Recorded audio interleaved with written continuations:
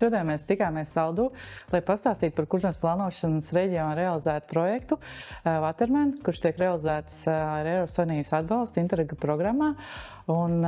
mēs vēlējāmies šodien tikties ne tikai ar pašvaldības pārstāvjiem, bet arī ar Saldus pilsētas iedzīvotājiem un arī Kurzemes iedzīvotājiem un arī citu pašvaldības pārstāvjiem, lai pastāstītu par mūsu projektu un aktualizētu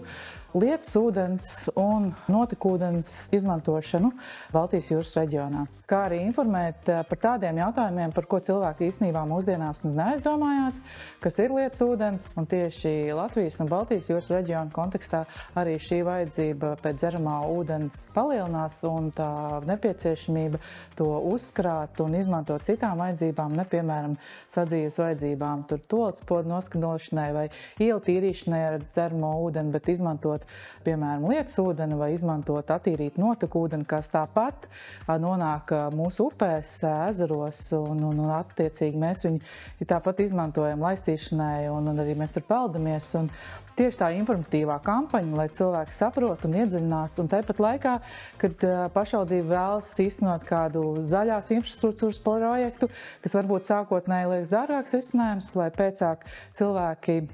šo domu saprotot, dod savu tā kā konceptuālo atbalstu tam, kad jā, tas ir mums vajadzīgs, un mēs saprotam, kāpēc zaļi domāt un zaļi rīkoties ir vajadzīgs un svarīgs arī Baltijas jūras reģiona kontekstā. Kurzemes plānošanas reģions arī nākotnē plāno līdzīgas projektus, iniciatīvas un arī dažādas pilotu risinājumus, kas palīdzētu cilvēkiem dabā jau redzēt, kā tas strādā un varbūt pārņemt šo praksi arī savos privāti īpašumos, uzņēmumos vai citās teritorijās.